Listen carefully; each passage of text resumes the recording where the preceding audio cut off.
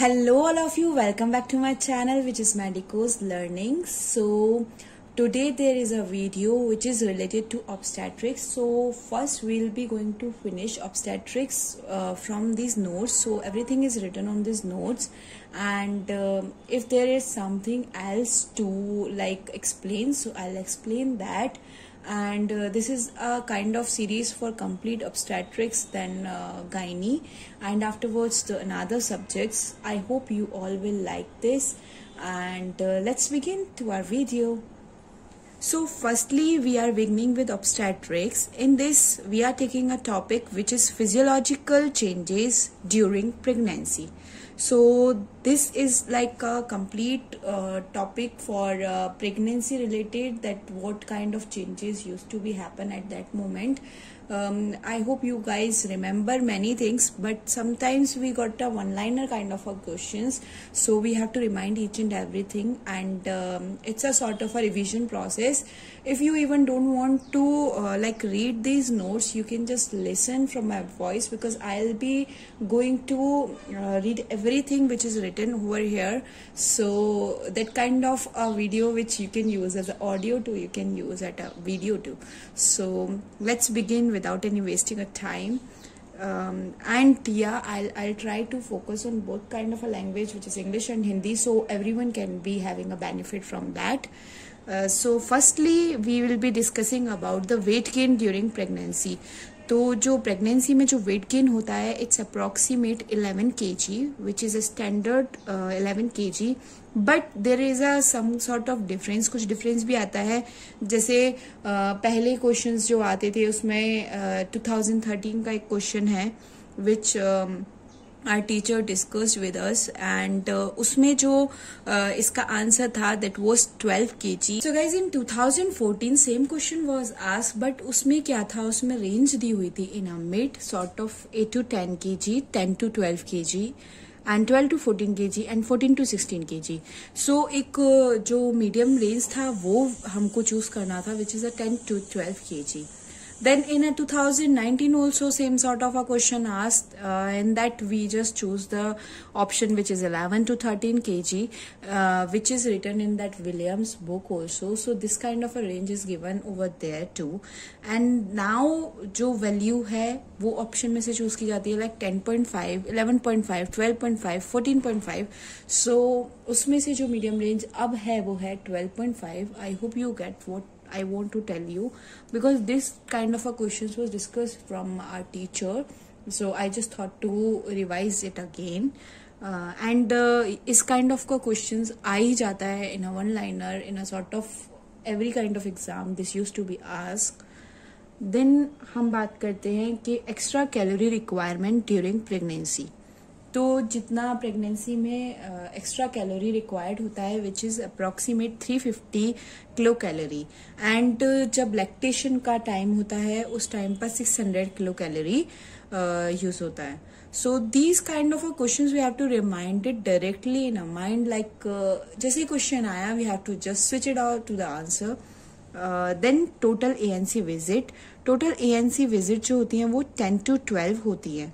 ठीक है, अब इसके बारे में थोड़ा सा अपने को और डिस्कस करना है, बिकॉज जो WHO रिकमेंड करता है उसका एक अलग प्रोसेस है, and it's a timing also, like जैसे 1 विजिट लगता है every month till seventh month of pregnancy. Then एक विजिट एवरी 15 days में लगता है till 9th month of pregnancy, and जो एक विजिट है वो एवरी वीक लगता है till delivery. So this use to be, you have to remind that in a sort of thing, कि अगर ये डायरेक्टली पूछ लिया जाए तो हमें ये याद होना चाहिए. So now another is maximum ANC visit जो WHO रिकमेंड करता है वो है 4, and this question use to be ask every time in a sort of exams के WHO का रिकमेंडेड कितना होता है, दैट इज अ 4. एंड जो 10 to 12 है that is a ANC visit, but जो WHO ने रिकमेंड किया कि इतना तो होना ही चाहिए, like that much 4 to be done at any how. Then in India minimum ANC visit should be 4, and after that we'll be discussing about the book recommended, Datta recommended book, जिसमें properly एक जो 4 ANC विजिट्स के बारे में बताया हुआ है कि कब कब होनी चाहिए. Like first ANC visit should be 16th week of pregnancy, then second should be in 24 to 28 weeks, and third will be in 32 weeks, and fourth will be in 36 weeks. So this kind of things we have to directly remind, because it's not a sort of thing that needs any kind of explanation. This is kind of a thing which is like directly we have to remind in our mind, and the sort of question should be asked is direct. And mostly आपको याद रखना है that WHO का visit कितना है, that is 4. India में जो minimum ANC visit है वो है 4, एंड 10 to 12 जो होता है वो है विजिट ANC का. एक जो नॉर्मल जो वैल्यू है वो ये है. रिकमेंडेड वैल्यू जो है वो इतनी है फ्रॉम द WHO. तो ये वाले क्वेश्चंस अपने को डायरेक्टली याद होने चाहिए. बाकी we can remind these sort of things if you want. Like questions can be asked from anywhere. It's not a sort of thing which we can decide. So try करें जितना आपको remind हो जाए, and whatever you think is important आपको क्या करना है, you have to comment down below. जिससे क्या होगा, like any other student from our Medico जिसको भी लगता है कि क्या चीज ऐसी है जिसको आप किसी को सिखा सकते हो, बता सकते हो, तो कमेंट कर सकते हो. या if you want me to share anything regarding any topic, तो वो भी आप कमेंट डाउन कर सकते हो. So I will try my best to discuss about that, and you also try to share your knowledge with another students too.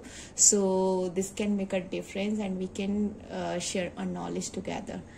So let's come back to our topic, which is ANC visits हो गया. Then to reduce the perinatal mortality, WHO ने minimum जो ANC visit है वो 8 बताया है. अगर आपको पेरिनेटल मोर्टेलिटी को रिड्यूस करना है तो WHO का कहना है कि एटलीस्ट जो मिनिमम ANC विजिट है वो 8 होनी चाहिए. ठीक है. Now therapeutic dose of folic acid in pregnancy, we all know about this, I am sure. This is a 4 mg, and ये याद रखना है, if it is mg then it is a 4, and if it is μmg then it is 4000.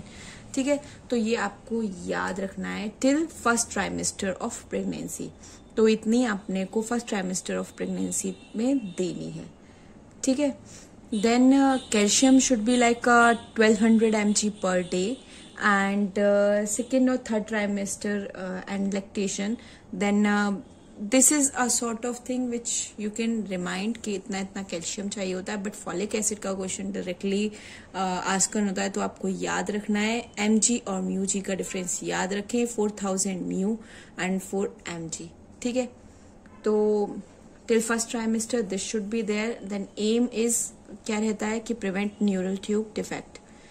Iron plus folic acid, second, third trimester and in a lactation, this used to be given, and dose will be like 60 mg elemental iron plus 0.4 mg of folic acid, which is 400 mg folic acid. That was a therapeutic dose which was 4 mg. अब अगर हम एक जो dose लेते हैं iron plus folic acid की second, third and lactation में, वो है 60 mg एलिमेंटल आयरन. याद रखना है 0.4 mg, and if it is a μg that is a 400 μg of folic acid. ठीक है. So this are a prophylactic dose which use to be given in second, third trimester and in a lactation period. So ये वाली चीजें आपको याद रखनी है. Now we have to discuss about folic acid का रोल क्या रहता है.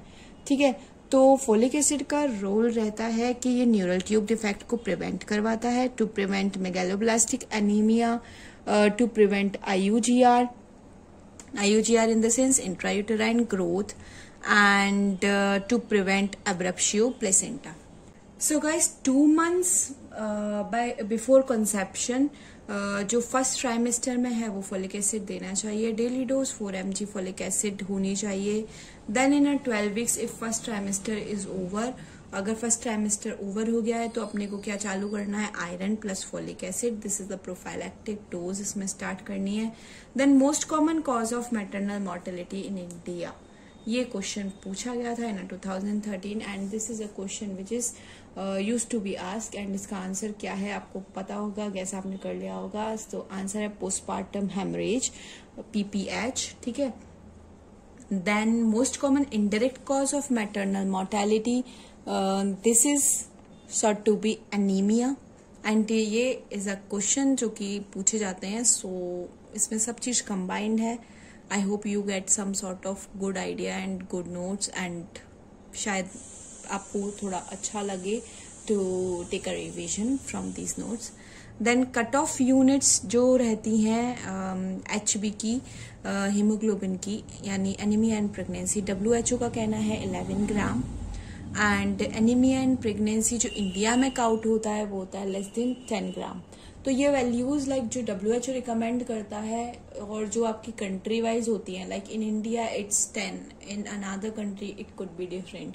सो लाइक क्वेश्चन जहाँ का पूछा जाता है उस कंट्री का आपको एक बार रिमाइंड में रखना होता है, बिकॉज जो भी आपसे क्वेश्चन पूछेगा वो उसके बिहाफ ऑफ में ही पूछेगा. So this kind of value you have to remind, like India में क्या है एंड WHO में क्या है. ठीक है. तो WHO का रिकमेंडिंग है 11 ग्राम. ठीक है. एंड इंडिया का है less than 10 gram. Then changes in breast, modified sweat glands, increase in size, increase in pigmentation of nipple, secondary areola formation. So these kind of changes happen in breast, like size बढ़ता है, pigmentation जो है वो increase हो जाता है, and जो secondary areola का formation होता है. So this kind of thing we have to remind. Now we'll be discussing about Montgomery tuberculosis. This is hypertrophied sebaceous gland, and this sort of things you have to remind. अब अपन बात करते हैं hormones की. Hormones acts on breast tissue during pregnancy. ठीक है. तो कौन से हार्मोन का क्या रोल रहता है, एंड ये वाली चीज अपने को एक बार सॉर्ट ऑफ माइंड में होनी चाहिए. So estrogen, progesterone, mammogenesis. Prolactin is for lactogenesis. Oxytocin is for galactokinesis. Oxytocin की हेल्प से मिल्क इजेक्शन रिफ्लेक्सेस भी होते हैं. So these all things used to be remind. तो guys जो next MCQ है ये 2020 में पूछा गया था, which is related to memogenesis. So this is an growth hormone. Now we'll be discussing about oxytocin. Oxytocin के बारे में we used to remember milk ejection and all.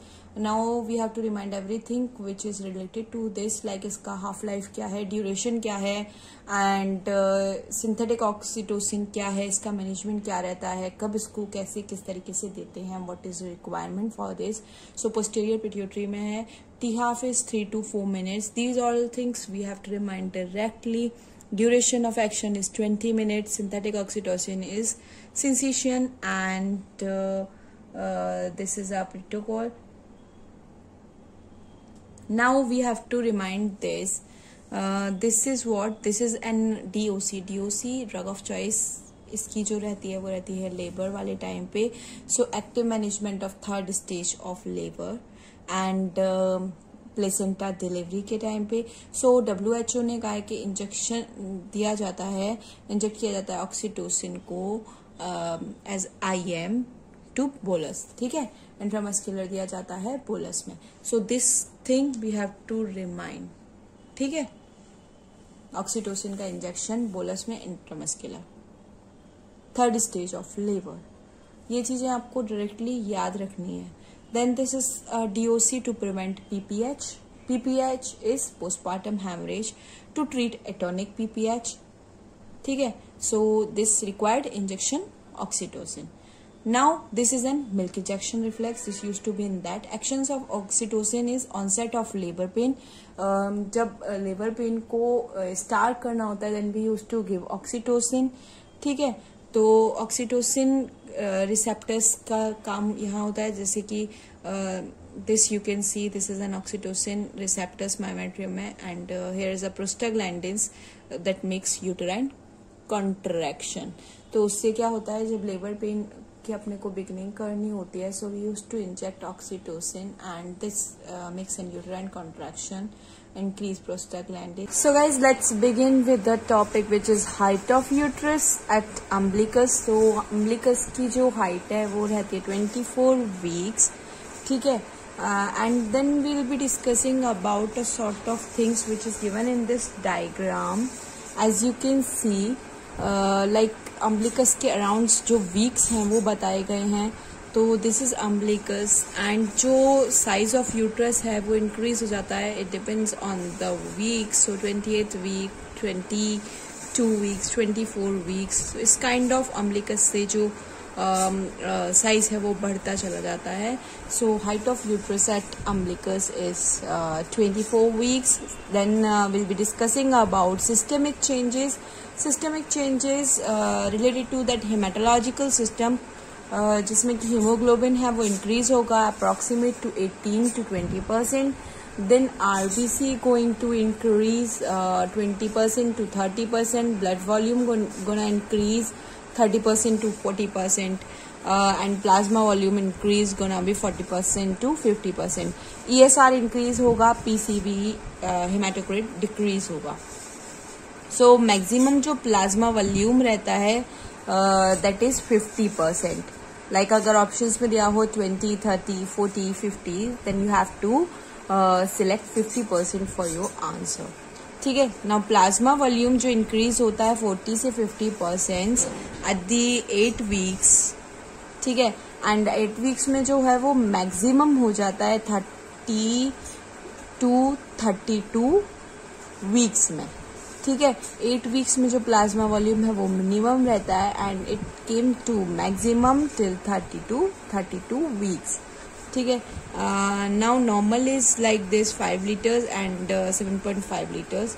So this is a sort of HP is 20%, plasma volume is 50%. So net effect gonna be like HB concentration going to fall. That means hemodilation of blood.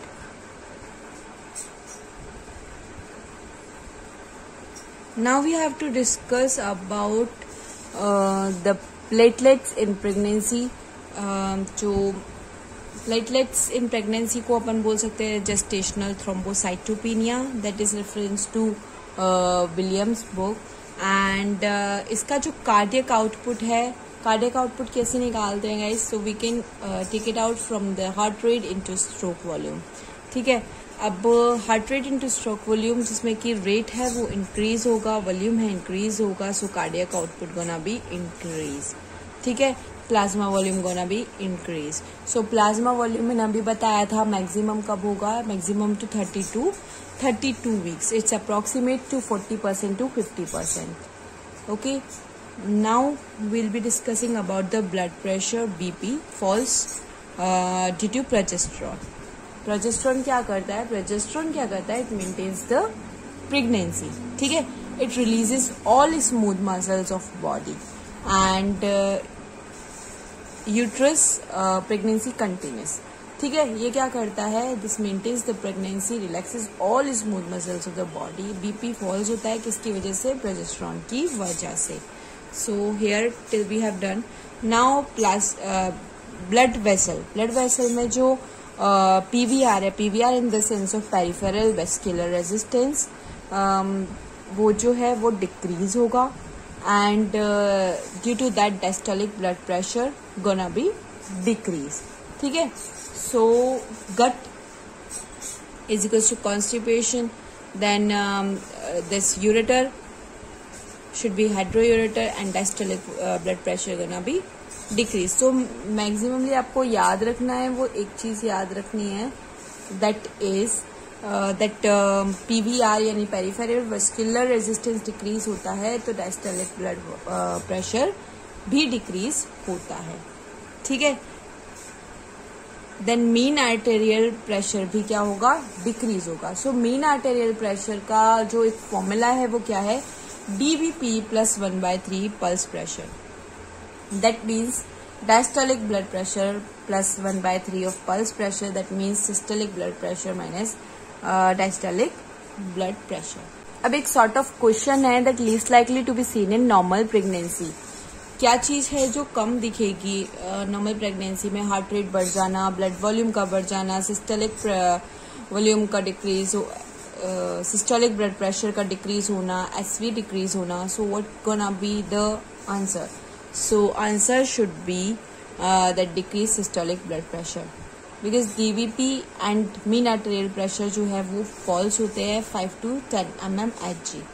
And if we will be discussing तो 110/70 से जो है 160 या फिर 110 to 170 के approximate ये रहता है. ठीक है. अब एक क्वेश्चन और है, cardiac output reaches maximum in pregnancy. So कब है जब कार्डियक आउटपुट मैक्सिमम हो जाएगा? इमीडिएट पोस्टपार्टम में. Correct. Now cardiac output immediate postpartum में 70% रहता है, लेबर के टाइम पर 60% होता है एंड प्रेगनेंसी के टाइम पर 50% होता है. सो आंसर आपको पता चली गया, 70% है पोस्टपार्टम में. ठीक है. Now we'll be discussing about the respiratory system. Respiratory rate gonna be same, vital capacity gonna be same, tidal volume increase होगा, residual volume decrease होगा, total lung capacity decrease होगा. So ये आपको remind में रखना है कि respiratory rate going to be same, vital capacity going to be same, but there will be an increase in tidal volume. So tidal volume increase, that residual volume gonna be decrease, and residual volume decrease हो रहा है तो total lung capacity also decrease. Correct. So let's discuss about renal system. Renal system में क्या होता है? Increase renal plasma flow and that increase GRR rate to 50%. अब अपन clotting system की बात कर लेते हैं तो factor 11 and factor 13 gonna be decrease, rest all going to be increase. Clotting system में जो 11 और 13 है वो डिक्रीज होंगे, दिस फैक्टर डिक्रीज होंगे, बाकी सारे इंक्रीज हो जाएंगे. Hyper coagulable state and serum fibrinogen increase to 50%. This आपको रिमाइंड रखना है. ठीक है. देन मेटाबॉलिक सिस्टम की बात करते हैं. Total protein synthesis is increased and plasma protein decrease. जो पूरा प्रोटीन सिंथेसिस है वो तो इंक्रीज होगा, लेकिन प्लाज्मा प्रोटीन है वो डिक्रीज होगा. एल्ब्यूमिन इज टू ग्लोबुलिन का रेशियो जो है वो रिवर्स हो जाएगा. Hyperinsulinemia therefore of increase in insulin resistance, that means cortisol, estrogen and progesterone. ठीक है. करेक्ट. देन हाइपर इंसुलिनेमिया का मतलब क्या है? Increase in insulin resistance. Hyperlipidemia, that is to be non-atherogenic, and LFT gonna be same, ALP going to be increased. एक question है कि all are diabetogenic except increased blood sugar level. तो सब diabetogenic हैं एक्सेप्ट, मैं choice बता देती हूँ, cortisol, glucagon, insulin, HPL in the sense human placental lactogen. So this should be insulin. Okay. Now most important thing अगर मैं बताऊं तो congenital anomaly. ठीक है. congenital anomaly का जो स्कैन है वो जब अपन USG करते हैं, टारगेटेड USG करते हैं, तो कौन से वीक में है जब अपने को पता चल जाता है that there will be some sort of anomalies. ठीक है. तो 18 to 20 वीक्स में. करेक्ट. MTP 24 वीक्स में कर सकते हैं. Before it was approx 20 weeks, but अब जो चेंज हो करके 24 वीक्स हो गया है. गाइडलाइंस चेंज हो चुकी है. So we have to remind these things. And lemon sign, banana sign दिखता है USG में, that is to be open neural tube defect. अगर USG में लेमन साइन, बनाना साइन दिख जाता है, that is a open neural tube defect. Third trimester में जब USG करते हैं तो प्लेसेंटल की लोकलाइजेशन हो जाती है, that is in greater than 28 weeks. Upon third trimester में जब USG करते हैं तो अपने को लोकलाइजेशन हो जाता है प्लेसेंटा का, दैट इज अप्रोक्सीमेट 28 वीक्स में. Now living ligature, middle layer of uterus, supine hypotension syndrome, left lateral position, hypotension, tachycardia, syncope. ठीक है. नाउ टोटल आयरन का रिक्वायरमेंट कितना रहता है? 1000 mg टोटल कंप्लीट प्रेगनेंसी में रिक्वायर्ड होता है. 700 lady and 300 to be for baby. Okay. So guys, here this video is finished regarding this topic which is physiological changes in pregnancy. And video long हो जाएगा अगर मैं next topic भी इसी में ही कनेक्ट करूंगी। एंड दिस क्वाइट लाइक के बहुत बोरिंग हो जाता है आप एक ही वीडियो को बहुत देर तक देखें। So I am finishing it here and next topic will be discussing about the complications of pregnancy. In that will be covering about PPH and all. So next video के लिए कनेक्टेड रहें, मेरे channel को subscribe कर लें and do like, comment and whatever the things you require just comment down me below. I'll try to post it out and ये जो videos हैं it's all related to notes and जो भी थोड़ा बहुत extra जहाँ पर भी required होगा I'll try to speak it out about that और I'll try to maintain the thing कि मैं आपको वो चीज़ें भी बता दूँ। But in this it's quite like exact चीज़ें अपने को रिमाइंड रखनी होती है फिजियोलॉजिकल चेंजेस ऑफ प्रेगनेंसी में। So I just try to give that things through notes and इसके अलावा जो नेक्स्ट होगा उसमें आपको मेरी वीडियो से कनेक्टेड रहना है and do like, comment and share with your friends. आपके जो भी कलीग्स हैं उनसे शेयर कीजिए and thanks for watching me. Bye bye, stay connected, stay healthy.